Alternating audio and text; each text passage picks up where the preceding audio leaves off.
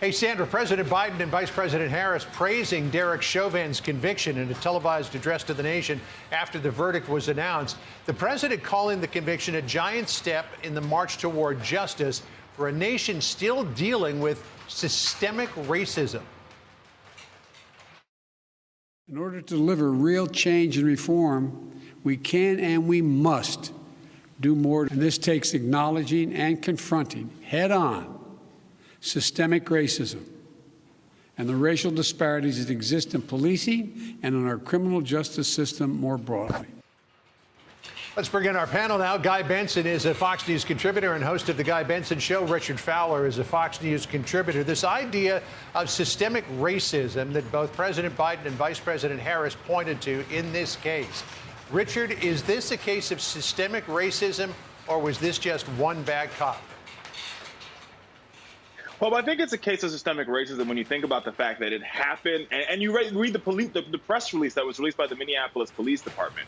But today, I really want to focus on the fact that we have hope, right? Today, we find out that in the United States Congress, there seems to be some bipartisan conversations between Senator Tim Scott, Representative Karen Bass on moving forward the George Floyd policing bill and actually creating real police reform in this country, which is something that we should all look forward to. Guy, where do you come down on this?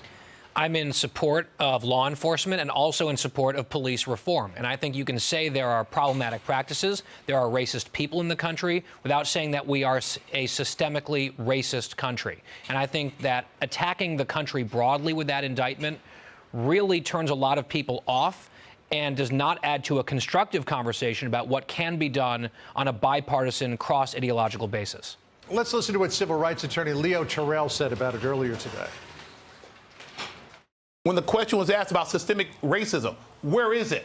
Name me the town and city. They won't answer that question because it does not exist. Systemic discrimination does not exist in this great country. That is a lie.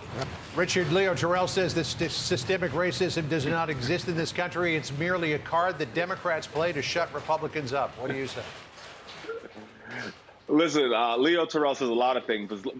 Let's talk about the facts and the figures, right? We know a couple of things. Let's just take women dying at childbirth. African-American women are 5.2 times, if they have a college degree, more likely to die at childbirth than their white counterparts. We saw it in COVID-19, where African-Americans disproportionately died to their white counterparts. So it's happening all around us. But Guy is right. It doesn't mean that an individual person is racist. It means we have some institutional problems that we could work together to address if we are willing to acknowledge them and say we could work together to solve them.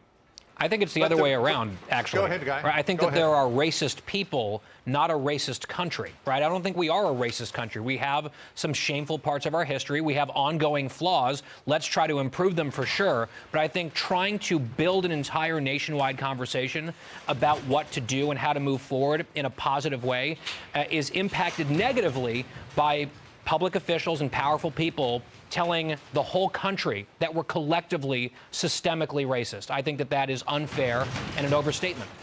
Richard, just a short time ago, Jen Psaki was asked to address the shooting in Ohio, to which she answered, just as America is hopeful of a step forward after the traumatic and exhausting trial of Derek Chauvin and the verdict that was reached, so our focus is working to address systemic racism. Again, attaching the word systemic racism to the shooting in Ohio, tragic shooting of a teenager 16 years old, but she did appear to have a knife in her hand and was trying to stab somebody.